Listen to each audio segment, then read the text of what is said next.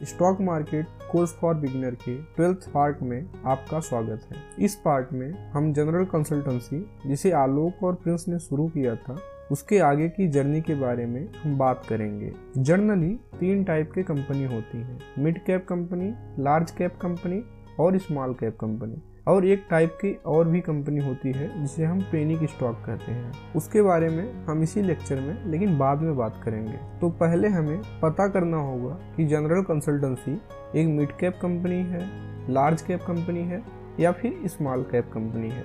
कहीं ये penny stock में नहीं आती। सबसे पहले हमको ये पता करना होगा। कंपनी का ये जो कैटेगरी है ये मार्केट कैपिटलाइजेशन पर डिपेंड करता है, यानी कंपनी के मार्केट कैपिटलाइजेशन के हिसाब से ये डिसाइड किया जाता है कि कंपनी मिड कैप है या लार्ज कैप है या स्मॉल कैप है या फिर पेनी स्टॉक है। तो अगर आपको मार्केट कैपिटलाइजेशन क्या है ये पता नहीं है तो आपको मैं ये बता दूं कि मार्केट कैपिटलाइजेशन से कंपनी का साइज पता चलता है, यानी ये पता चलता है कि कंपनी बड़ी है, छोटी है, मीडियम टाइप है या फिर बहुत ही छोटी कंपनी है। तो अगर यहाँ पे आपको ये पता लगाना है कि जनरल कंसल्टेंसी छोटी कंपनी है या बड़ी कंपनी है तो उसके लिए आपको उसका मार्केट कैपिटलाइजेशन पता करना होगा। और मार्केट कैपिटलाइजेशन का फार्मूला है share price multiply by number of share. तो हम मान लेते हैं कि जनरल कंसल्टेंसी का शेयर 16,33,98,690 शेयर है और जनरल कंसल्टेंसी की शेयर प्राइस फिलहाल 320 रुपये चल रही है। तो आप नंबर ऑफ शेयर को यानी 16,33,98,690 रुपीज़ को आप मल्टीप्लाई कर दोगे 320 रुपीज़ से, तो आपको जनरल कंसल्टेंसी की मार्केट कैपिटलाइजेशन पता चलेगा, जो कि निकल कर आती है 5,228.75 करोड़। तो यहाँ पर हमें जनरल कंसल्टेंसी का मार्केट कैपिटलाइजेशन पता चल गया है। तो जनरल कंसल्टेंसी का मार्केट कैपिटलाइजेशन 5,275 करोड़ है। तो अब हम ये कैसे पता करें कि जनरल कंसल्टेंसी एक लार्ज कैप कंपनी है या मीडियम टर्म है या फिर स्मॉल कैप कंपनी है या फिर पेनी स्टॉक है, हम ये कैसे पता करें। तो नॉर्मली जिन कंपनी का मार्केट कैपिटलाइजेशन 40-50,000 से कम होता है उसे हम स्मॉल कैप कंपनी कहते हैं, और जिन कंपनी का मार्केट कैपिटलाइजेशन 40-50,000 से 80-90,000 तक होता है उसे हम मिड कैप कंपनी कहते हैं, और जिन कंपनी का मार्केट कैपिटलाइजेशन 80-90,000 से ऊपर होता है उन्हें लार्ज कैप कंपनी कहा जाता है। General consultancy market capitalization 5,228.7 crore है, यानी उसका मार्केट कैपिटलाइजेशन 40-50,000 से कम है, इसीलिए जनरल कंसल्टेंसी एक स्मॉल कैप कंपनी है।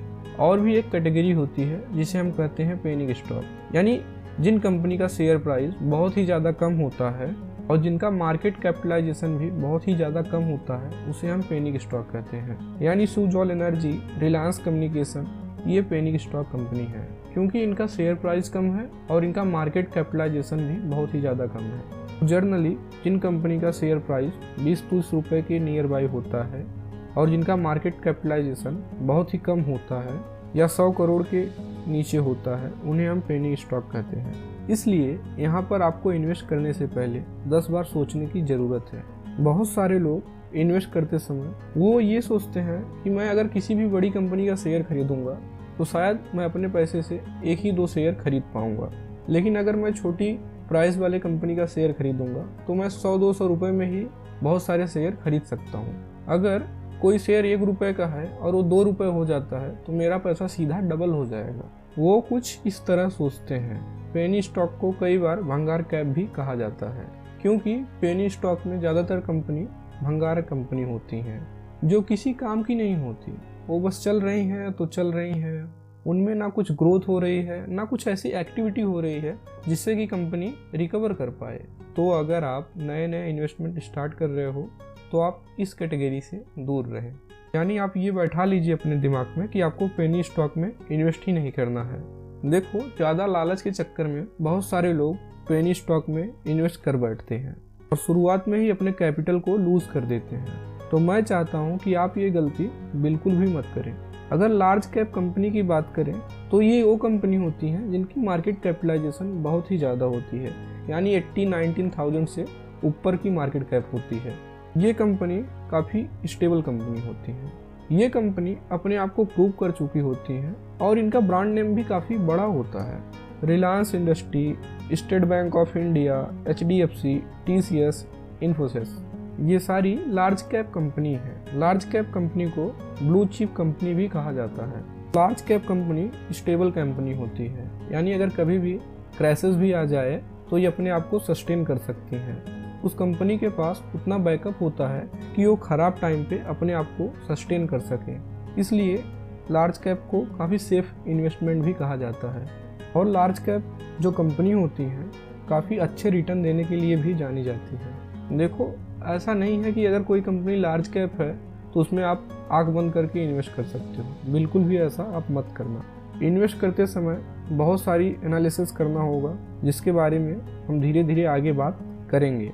उसके बाद हम बात करेंगे स्मॉल कैप कंपनी की। स्मॉल कैप कंपनी काफ़ी छोटी कंपनी होती है, और जब कोई कंपनी छोटी होती है तो उसमें दो चीज़ आपको ध्यान देने की ज़रूरत होती है। पहला ग्रोथ अपॉर्चुनिटी और दूसरा फेलियर का रिस्क। जो छोटी कंपनी होती हैं उनकी ग्रोथ अपॉर्चुनिटी काफ़ी ज़्यादा होती है, और साथ ही वही भी फेलियर होने का चांस भी ज़्यादा होता है। अगर कोई बड़ा इशू हो जाता है या कोई बड़ा क्राइसिस आ जाता है तो ये वो कंपनी होती हैं जो बहुत ही जल्दी बंद हो जाएंगे, क्योंकि उनके पास ज़्यादातर बैकअप नहीं होता है कि ये ख़राब टाइम पर अपने आप को सस्टेन कर पाएँ।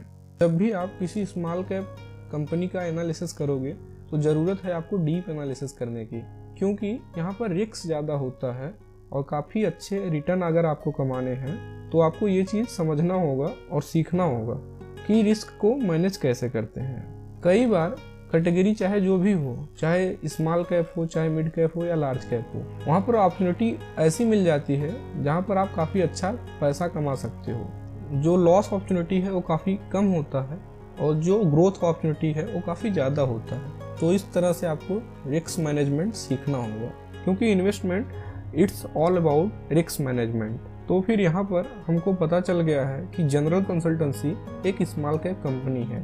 तो फिर इस कंपनी में हम इन्वेस्टमेंट करें या ना करें? अगर हम इस कंपनी में इन्वेस्टमेंट करेंगे तो फिर किन किन चीज़ों पर हमको फोकस करना होगा, ये सारे सवाल हमारे सामने आते हैं। हम इन सारे सवालों पर डिटेल में चर्चा करेंगे और समझने की कोशिश करेंगे। लेकिन उससे पहले मैं आपको ये बता दूं कि ये जो पेनी स्टॉक कंपनी है उससे आपको बहुत ही दूर रहना है।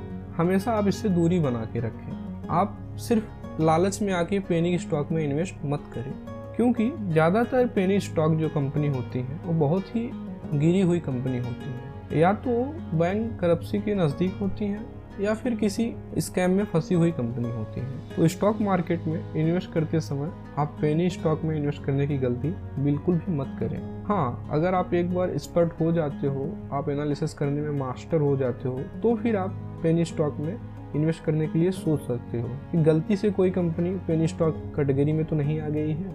तो ये सब चीज़ें बात की बात है, लेकिन अभी आपको पेनी स्टॉक से दूर रहना है। आशा करते हैं कि आपको आज का ये लेक्चर पसंद आया होगा।